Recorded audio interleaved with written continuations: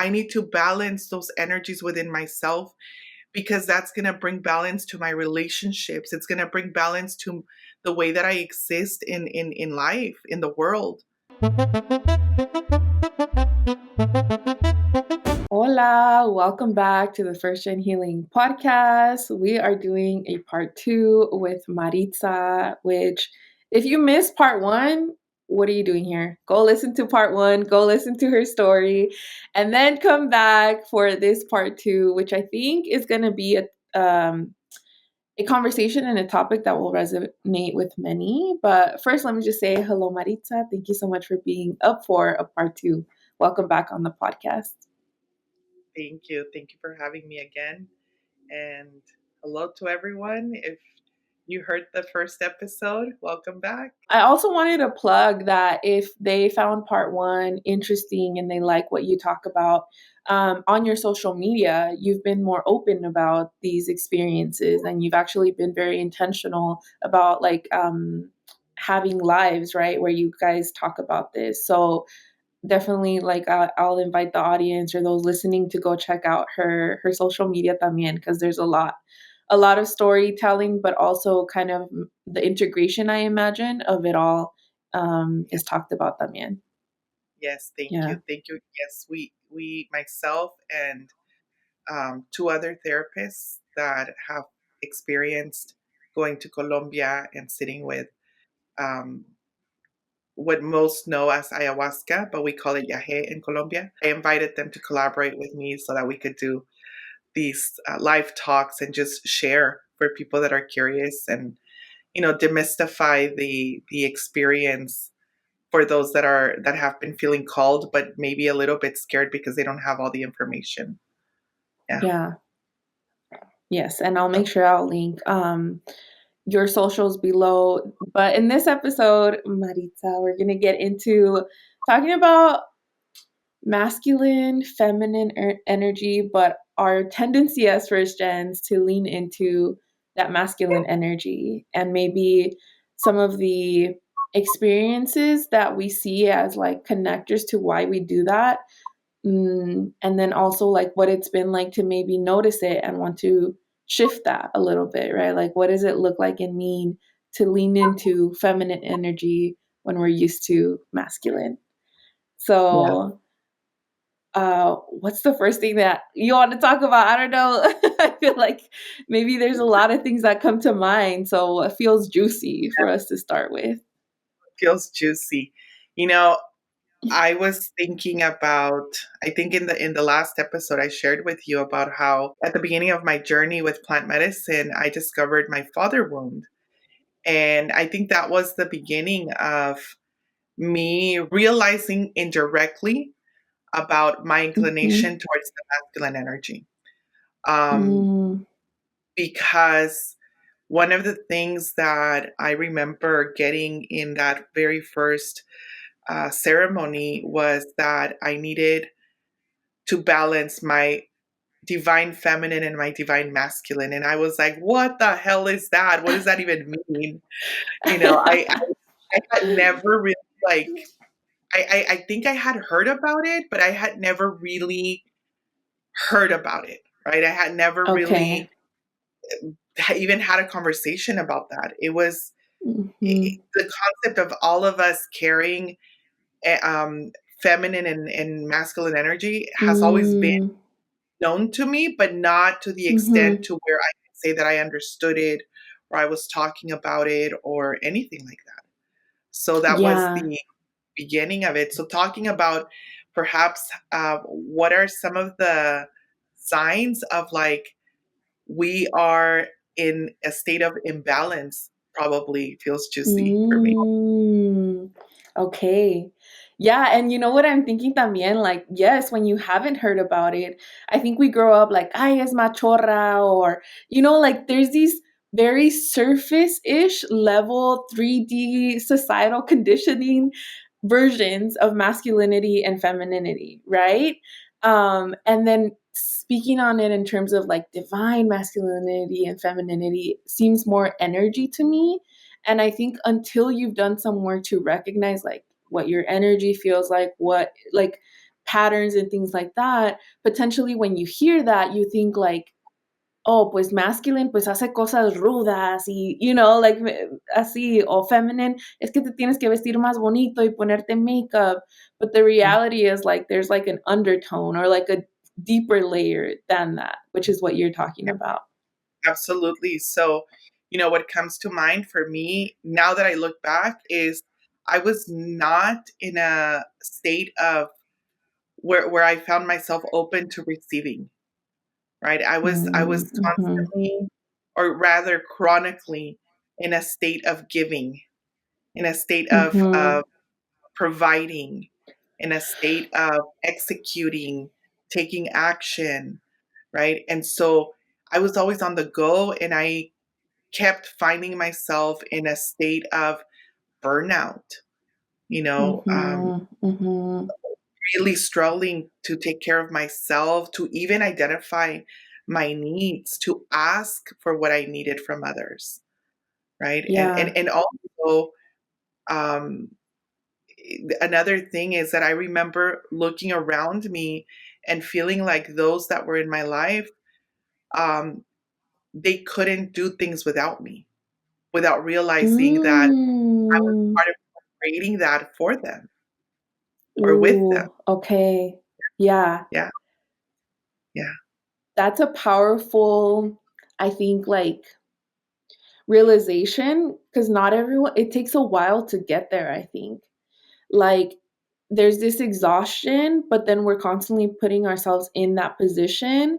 And so like como que and it comes from I think a place of like worthiness and how we relate to others, right? So like maybe the way that I show love is by solving your problems, is by being a leader of sorts within your life or telling you how to do it, what to do, not realizing there's other ways to connect with others. Like, so I think, yeah, definitely I resonate with that. And I also want to mention, you mentioned like the surprise of a father wound. So I want to bring that in también, porque in a healing session that I had, it was funny because I was so resistant to it. It was like the way that she named herself just sounded so fluffy and far away from me at that time. Like it was Mhm. like, healing in 9 levels of the quantum field and like cosas así. And for me, I was like, I have no idea what this means, but it was part of a coaching container that I entered in. So it was like you Yeah, get one free session with this person.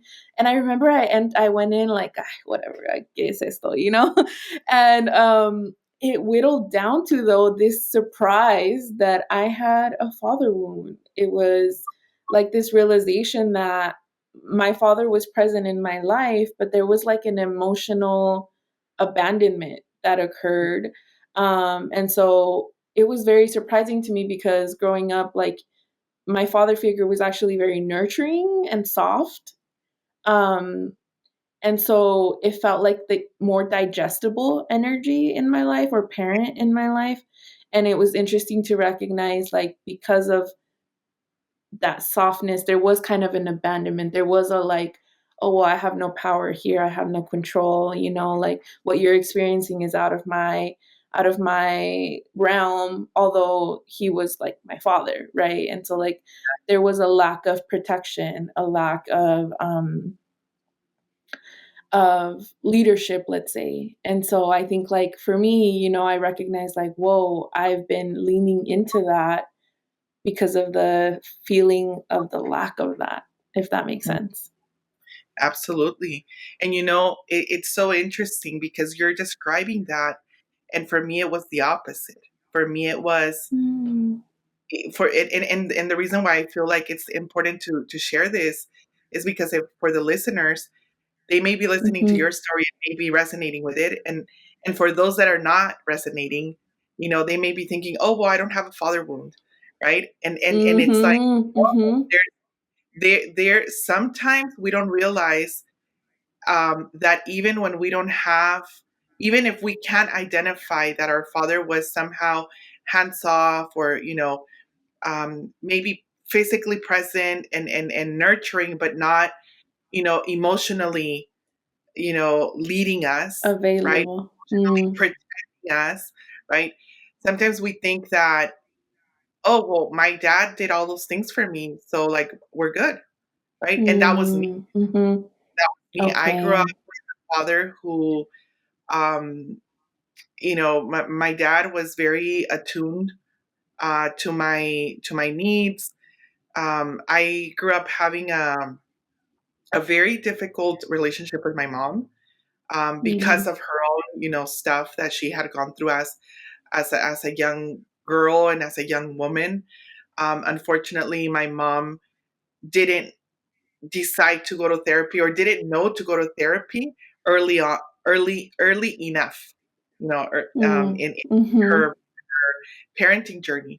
And so my dad would witness that, and my dad would step in, and my dad would take me, you know, to the library, for example. And on the drive to the library, he would check in with me. ¿Cómo estás? How are you feeling? Just your mom has gone through a lot. He would try to check in Mm-hmm. and also give me an understanding and offer me support, and was very, I would say, involved. And so I grew up with the that's why I'm saying the opposite of that, of like I felt Mm-hmm. protected, I felt very seen, very heard, very just. And this is why I put my dad on a pedestal. So I Mm-hmm. unexpectedly, found myself with a father wound, and it just like blew my mind that how can that experience lead to a father wound.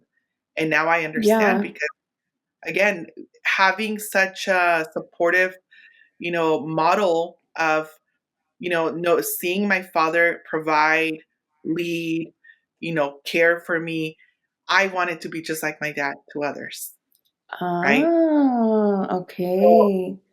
because I wanted to make sure that nobody would go through the way that I would feel whenever I didn't feel that from my mother, right? So Mm. emulating my father, right? I started showing up and taking the lead, and okay, no sabes qué hacer, you don't know what to do, let's do it. I've got it, I've got you, right? You have option A, B, C, or D, right? And do you need more? We can go all the way to so Wow. it for me, that's what it was, right? And not realizing Mhm. it was really taking me away from the ability to be able to receive, right? Mm. I'm gonna Mhm. forget about myself. Mhm. Yeah. Was telling Maritza before we started recording, my padrino came over and I told him like he was helping me with my car. And I was like, "Oh, I have a meeting at 11:30." And he's like, "Okay, okay. Tell me why at 11 we're having like the deepest conversation and it's literally around receiving." And he's like, "Tú no sabes cómo preguntar a pedir ayuda. Like yo te lo he dicho 1,000,000 de veces, Priscila, tú me puedes hablar para lo que tú quieras y nunca me llamas." And like, and I think like that's why I'm like, oh, this subject, is a little bit, I think, like still present. And I thought that I had worked on it, um and yeah. So yeah, let's talk about receiving. I think for me, like as an eldest sister, it almost feels like ayúdale a tu hermanita, like that's what I remember a lot, like ayúdale a tu hermanita, or Priscila, ven a ayudarnos con esto. So it was always kind of like take the lead, do the things. um and that's how I was, quote unquote, a good girl, right? Or a good daughter. It was like when I responded, when I did the things.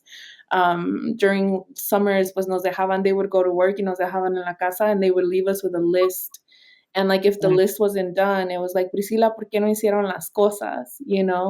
And so then like not only sometimes did I do my own part of the list, I would do my sister's part of the list because I felt like they're gonna get mad, and like and sometimes I would get mad at my sister, like they put me in this situation. And so I think like I learned to never ask, but like do. It's like, how do I do more? How do I accomplish? So I think like receiving was just not something that I was used to doing, even like I'm thinking asking for, oh, quiero estos zapatos or something. No, porque logic would come in, like your parents are struggling financially or tienen dos trabajos para darte lo que tienes. And so the stories would come in. So I think I always kind of like rationalize my way out of receiving, if that makes Yeah, sense. that makes absolute. It makes me think about how we become conditioned, and it's unintentional from our parents, right? But we become conditioned to always taking the lead, that it at some point it turns into a sense of always wanting to be in control, right? Mm, mm-hmm. Because things need to get done. And so it's going to get done regardless of, whether or not others are cooperating, right? And this is where we Yeah. step in, and we become so focused in getting things done, in taking care of others. Others then co-create this dynamic with us, right? Because they become Mm, so used to us doing that for them. And without realizing, everybody's kind of playing their own role, right? I'm the mm-hmm. caretaker and you're the one I take care of. And they look at us, and they look at, all right, you give and I receive, right? And you lead, Mm-hmm. right? And so Yeah. that dynamic, the being in that masculine energy, gets reinforced in so many ways, that Mm-hmm. this is why it's so hard for us to be able to shift from that, but also to detach and even to identify it, because it becomes our identity, right? It becomes who Yeah. we are. And like you said earlier, Mm-hmm. they will say, "Oh, it's media machorra," right? And it's like, I Yeah. remember, I used to very proudly tell people, "Yeah, I'm a tomboy." You know, I I'm a Mm. I do I can build furniture pieces, right? I don't need a Yeah. man to help me, and that's and I would very proudly say that, because in me, I knew that if my dad was there listening, I was Mm-hmm. making my dad Oh, he proud. would be proud. Oh Ooh, yeah, yeah. yeah. Yeah. My daughter. I didn't have a boy as a first child, pero mira cómo me salió de chingona Ahí esta está hija. mi hija. Yeah, Yeah. It's making me think of like mi hija like hace de todo, because like he would go do backyard work or house stuff or whatever. Yeah, estaba yo, like the little helper también taking on yeah. that. I was telling you before we recorded también like this por ejemplo this weird thing that he had where it was like no tengas miedo, right? And so like how I would prove that I was strong and didn't have fear was like that he would tell me si cuando había una abeja like, no griten, tienen que no tener miedo, deja que se les suban las abejas. Y ahí estaba yo, like, proving to my sister that it's okay, like, you can just stay still and nothing's gonna happen.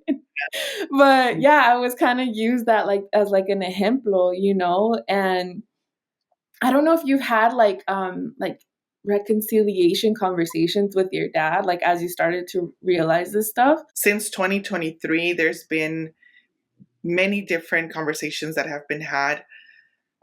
In the beginning of every conversation, there's denial, and I think Yeah. I come to understand that denial as, the discomfort of, this is our parents Mm, essentially when we're having these conversations. It's moments where we are asking our parents to do their own shadow work, right? And mm, they're not used to mm. shadow work. They're not skilled at doing the shadow work like someone that has been going to therapy for years, right? Yeah, So yeah. it can be really uncomfortable and really unsettling for them. And so I've learned to have a lot of compassion for my parents whenever, Mm, that has happened, and I've noticed. And but yeah, my dad will play the same card of like, yo no me acuerdo, I don't remember that happening, or really did it really happen like that, so yeah, mm. it's come to the point where, for me, it's sharing with my dad what my experience, with him understanding that this was my experience, this is not necessarily what you intended, right? Mm, Not yeah. necessarily, like, there's an understanding, a mutual understanding, that he knows that this is not me wanting to have this conversation with him because le estoy reclamando, right? It's more Mhm. like, Mhm. Dad, I want to share this with you because there's a part of me that wants to share because I want you to just to know the impact that this had on me, but also Mm. to give you the space for you to share with me where you were coming from with this, right? To try Yeah. and understand Yeah. further, like, ¿por qué? Why did you feel like you needed to do this a certain way? Or why did you feel like you needed to say this to me when I was a little girl? Mi papá used to grab Mm. me many times throughout my childhood, and he would grab me by my shoulders and he would tell me, él me enseñaba, like my dad, my parents used to own some apartments. So my Mm. dad, once a month would go, to do like maintenance stuff. And his, little tomboy daughter would come right along, right? You would go to, Yeah. back in the day, and I'm probably going to age myself. I'm in my 40s, but back in the day, it was not necessarily Home Depot. It was Builders Emporium. That was a store, and Mm. I used to go with my dad to Builders Emporium, and I knew where to find. Sometimes my dad would stop by the small, mom and pop, hardware store that we had down the street. And my dad would say, "Pídeles esto, esto, y esto." And I would go and they knew me, and I would go and I would ask for specific types of tornillos, for specific, tools, for specific, and I would come back and I would bring them to my dad. My dad would wait for me because, there was no parking. So he would go, take the Mm. trip around the The scenic corner, right? route. Yeah. And so, I was my dad's little helper. And I knew, and in Mm. fact, I still know how to do a lot of this like handyman work, right? And Mhm. and to now be able to talk to my dad to ask him and say, why would you grab me by my shoulders and tell me, cuando estés grande, you need to know you don't need a man, right? Oh. Why did you feel the need to really ingrain that into me? Mm. And helping them understand, like, that's caused a lot of issues for me. Thankfully Mm. it didn't keep me from finding a partner and from being able to marry a partner. You know, I'm in a as I mentioned in the other episode, I'm in a 21-year marriage. Overall, it's 24. It's gonna this month. It's 24 years of being Wow. together, and so, you know, pero can you imagine? I work with a lot of eldest daughters, a lot of first gen daughters, who are struggling to find a partner, right? And Mhm. I always think about I'm myself, like what would have happened if I myself wouldn't have opened up to being in a relationship at the young age that I was, right? If I would have continued going down this path of just building this, like, being self-reliant and independent, and which I still am, I was still able to do that. But I see how for some of my clients that gets in the way of them being open to receiving in a relationship, being open to allowing a partner to take the lead and to trust that they have their best interest, right? yeah. And so, Yeah. and so yeah, that's what comes to mind. Yeah. Oof, let's talk about that a little bit because I think I have some insight. Well, at least I know why. Like, I think I received similar messaging from my dad. And I think Yeah, it's because he grew up with seeing his mom go through not ideal situations, through abuse and things of that nature, as well as his sisters. And so I yeah, think, like, for him, it was like, I want you to see yourself, which I actually really appreciate. Like, I want you to see yourself succeed before you think you can only succeed like with a man by your side, or before you find yourself in a situation where you're kind of stuck, because of a man. yeah, Um, so I think, like, yeah, it came from positive intentions, but at the same time, like, I do think it created this, like, tengo que ser puédelo todo, like, And that's who I've embodied for such a long time. Intentionally and unintentionally, my parents were really busy growing up. So it was like, I enroll myself in school, like starting from middle school. What are the papers that I have to fill out? And like, oh, this day we have this. And so like I can't became kind of like, I need to figure it all out, right? And if I need to build something, um, I'll build it. I'm getting a little flashback of there was a time in college where I like had a long-term relationship and I saw like myself softening a bit. And when that relationship ended, I remember I had scheduled, it was an unexpected breakup. I had scheduled un sofá to get to my apartment. And it was Mm. like, I don't know, maybe like 2, 3 days after the breakup. And the sofa was like they deliver it in front of my door, right? And I remember being like, okay, I can do this. It was this huge, heavy thing. I started squiggling it and like bringing it into my apartment. And I remember like crying as I was building it. But it was like this remembrance of like, no, yeah, sí puedo hacerlo. And I started to get in the habit of buying IKEA furniture, building it myself. So like kind of, I think you used the word like reinforcing experiences, reinforced maybe the messaging, of like this is who you have to be, and sí puedes hacerlo. Um, but over the years, I've started to tap into like feminine energy and what that means. So maybe we can talk about like starting to recognize what is that and like how do we lean into it. Yeah. So, what comes to mind is being able to understand that we are capable, that we have the power to do things ourselves, and still choosing to soften up and allowing ourselves to be taken Mm, care of, right? mm, It's mm-hmm, being able to lean into that part of us that is open to witnessing how others can show up for us and give to us and step in and take the lead for us, right? And trust mm-hmm, that they're going to be leading us down the path that we need to go, and that if something goes wrong, it's okay. That we'll figure it out and we'll get back on track, right? And that it doesn't have mm-hmm, to be.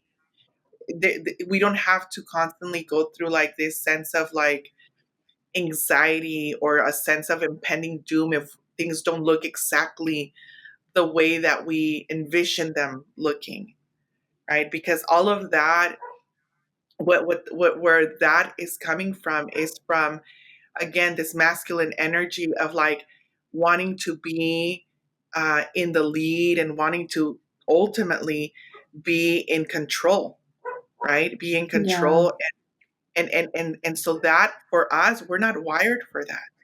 You know, mm, our feminine body, right? Our hormones, our nervous system is not wired for that.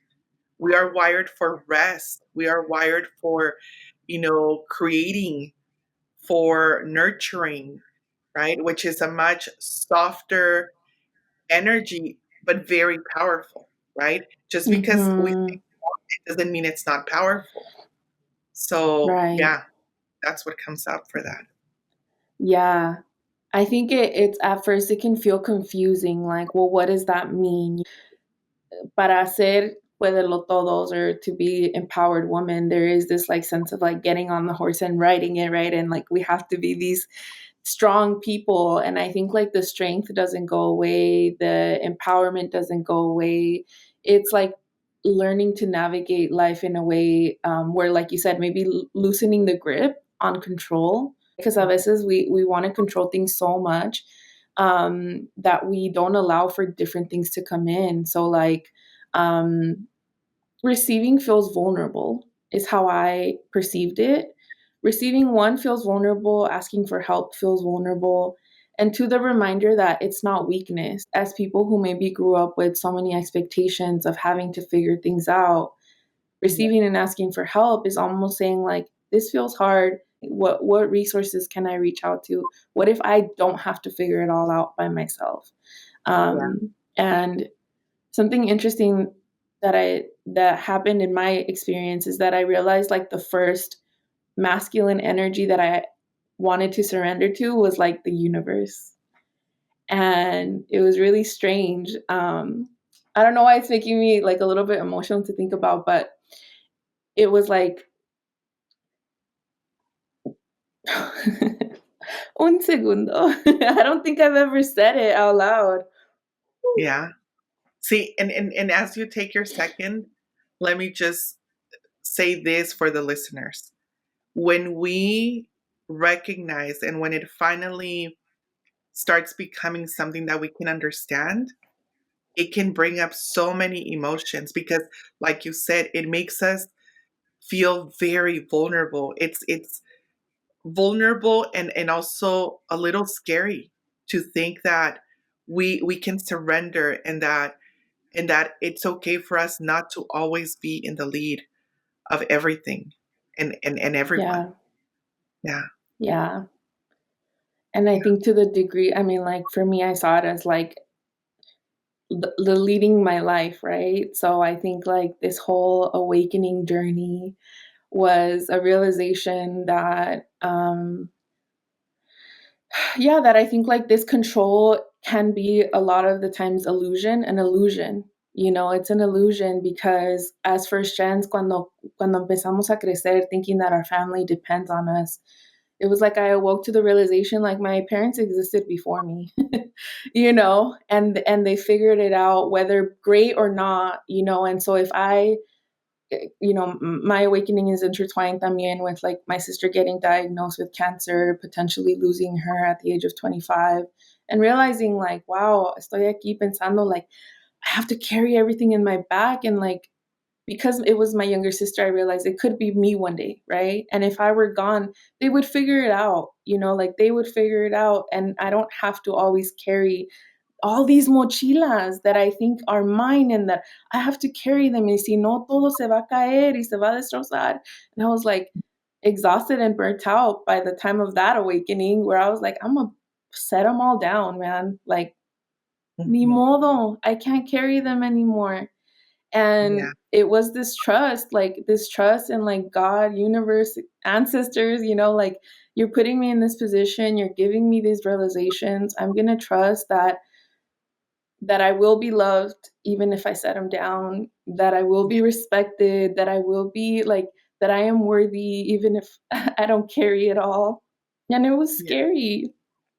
And Yeah. it's a scary walk that I walk people through now también because I tell them the Jenga piece is almost out. I know you could see like the Jenga tower about to fall apart. Do it. You need Yeah. to save yourself. It's I'm visualizing everything that you're describing, and I'm thinking about how, you know, here we are, right? We're two women, two feminines, right? Talking about masculine energy. But this is also the flip side of this is that when we learn to soften up, um, I think that we can all agree that we live in a world where men, in order to be considered masculine enough, they have to be like toxic masculine, right? Mhm. Uh, Mhm. if they're anything besides like that, like very like loud kind of masculine, they're by the respect, the level of respect that they command by other men is not, so it's jeopardized. Mm. And so Mhm. when we Mhm. learn to soften up, when we learn to balance, right, our feminine and our masculine, we're also modeling for the men that also live in this Mm. world of patriarchy, right? In this Mhm. world of where being able to lean into our softer energy, our more gentle energy, the more vulnerable energy, right? Um, it's not safe for them, right? It feels really Yeah. scary for us, but it's not safe for them. Yeah. And so we don't Yeah. realize how big of a deal it is for us and what a service we are doing to the world, right? Because Mm. when we soften, knowing that we still are capable of all of the things, right? But when we soften, we make it safe for everyone, not just other women. We make it safe for the men also, right? Collectively, we're changing. Yeah, We're creating space. Because even, yeah, even as women, like, because we carry so much, and it's almost like if they can't carry as much as I can, then they're not worthy of my time, or they're not, like you're saying, like, masculine enough, right? So when we release some of that baggage, and we're like, yeah, someone helped me carry this, or not baggage with, but that's like a negative connotation. But like, yeah, when we recognize I don't want to hold as much, then the standards change for who we're ready to let in. I think, like, yeah, I also see it as, like, as I've softened, I've gotten to meet the softer parts of other people. Because when I yes, showed up so strong, it was from a place of, like, I don't need anything. So I didn't mhm, have opportunity to receive.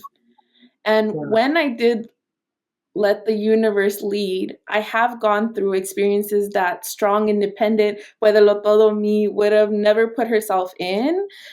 yeah, Even, for example, what I just mentioned, my padrino coming and helping me with my car, because I would have taken it to a dealer, and I would have, like, no lo quiero, I don't want to, no lo quiero preocupar, or no, I don't want to be a burden. So let me go take it to somewhere, where they specialize on this. And yeah, he gave me this such a good, like, reflection. So he's a mechanic by trade, and he's done it his whole life. And he was like, mira, Priscila, te voy a platicar algo.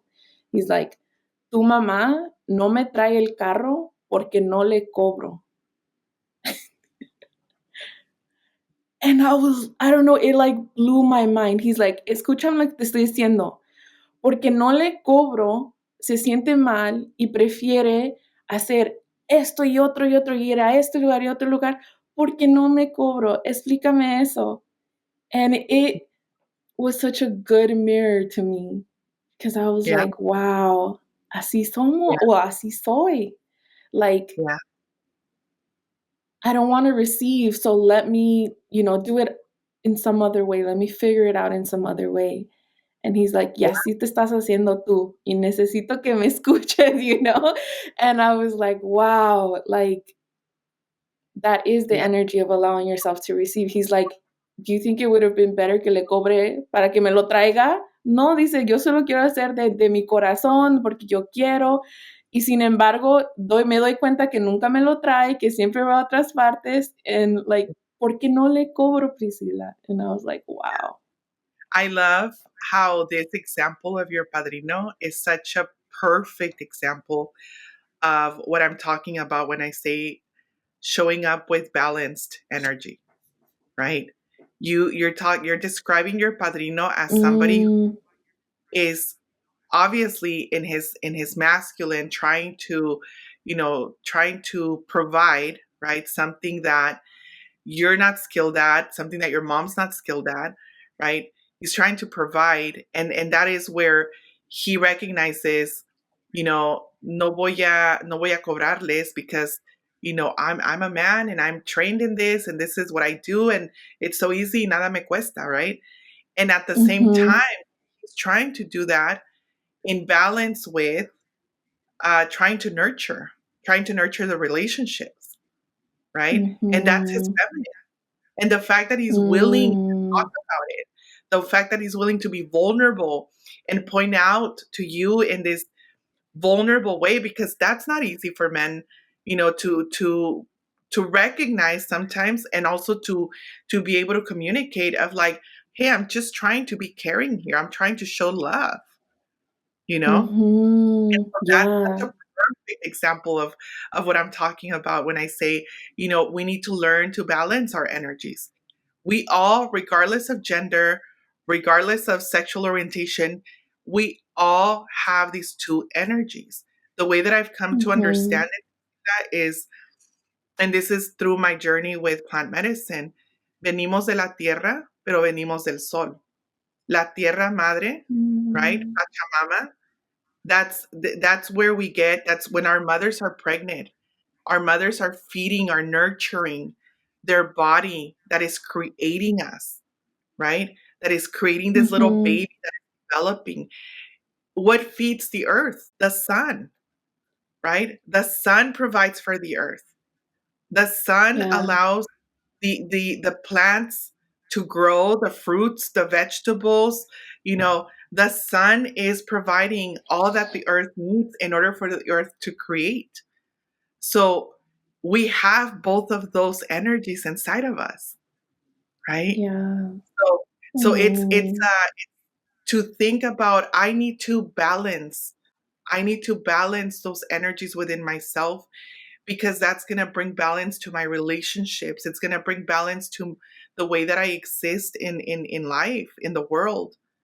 Yeah. It can be a very scary thing if we don't understand what that means, if we've never done it, especially when we realize that we're like really out of balance, right? But when Mhm. you persist and you keep doing the work to find that balance, you end up really enjoying the process, the journey of recognizing, of being able to identify, oh, like this is another thing that I need to change. This is another thing that I can give to myself, right?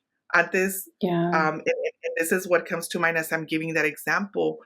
Antes yo me sentía super guilty to take a break, especially if I had Mm. a lot going on. I was not the type of person that would take naps during the day. And Mm. that is one of the things that I've learned to do, and y me costó, right? I remember, like, back in, like, 2021, without realizing that this is what I was starting to do, but I remember laying Mhm. down, and I would be there, like, struggling for 20 minutes, like, I'm trying to take a nap, and then the guilt wouldn't let me take the nap, and I would get up all frustrated, feeling more tired than when I first laid down, right? Wow. Yeah. And now, like, no, I'm doing to myself. I'm gonna go take a nap. I'm gonna set my alarm. And yes, the world, I have all these things going on, but also my body needs rest, right? And I'm gonna Yeah. go my body. And yeah, I'll take naps. So yeah. Ooh. Yeah, wow. Tying in también the guilt of rest and like that's a big one también, like que ni siquiera dejar que nuestros cuerpos reciban rest because of our mind, our guilt, our need to keep going, to produce, right? To be productive. Wow. Yeah. What a beautiful topic, conversation. One of the magical parts of my journey is the podcast. When I'm talking about surrender and all of these things, one of them was the podcast. And it's so cool and amazing to me how every guest brings in such juicy and different things to talk about that bring out different stories and perspective shifts and things like that. And this one Mhm. just feels so good and so aligned. So thank you so, so, so much for Yeah. having this conversation with me. And maybe as we wrap up, is there something that you want to mention that we didn't, or anything that you want to talk about before I ask you a couple resource questions? The only thing that comes to mind is I was remembering right now when you were talking about how what the podcast is for you, and I thought Mm-hmm. about, I think I shared this with you in one of the messages, that I found your podcast when I was at the airport in one of my trips to Colombia, It was to and Colombia. Wow. yes, and I remember listening to the episodes. I think I listened to like 3 or 4 episodes at the time, and I was binging on the airplane, right? I downloaded the episodes and I was like binging on the airplane, and I just, to think that here we are, right, not knowing what my journey, where it was going to lead me to, and here we are talking about this. And the reason why I share that is because, for the listeners, it's like, don't don't doubt for a moment that whether you're intentionally trying to move towards making changes, or you're just living life and going through the motions, the point is you're going to be guided to be where you need to be, right? And here I am. I never thought, oh, I'm going to be on this podcast. I just listened to the podcast and I trusted the journey, and here I am talking to you, and realizing, whoa, Yeah. like I found you on one of my trips. you know Wow, that is so cool. yeah. Wow. And was it, do you know, like, was it one of your first trips to Colombia? Yeah, Or, it was okay, probably, I want to say it was my second trip to Colombia. Yeah. okay. So six Wow. Thank you for after my sharing that. Yeah.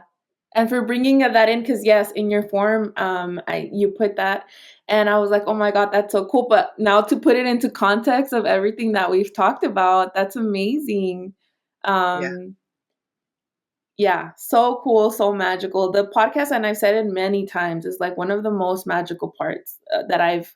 It's like logically, it doesn't make sense why I have a podcast. Logically, it doesn't make sense that I get to speak to so many people. Like, there is no logic in this, but it's so Mm. beautiful, so magical. So yeah, thank you for bringing that back into that también. Okay. Well, I could talk to you forever, but I know I want to be mindful of your time. So please remind everyone where they can find you, what you do, and then I'll ask you two quick questions and we'll wrap up today's episode. Okay. So I'm a therapist that specializes in working with um, people that struggle in their relationships due to trauma. I work with individuals, couples, and couples who want to do individual work. And I provide EMDR therapy. I also offer energy healing.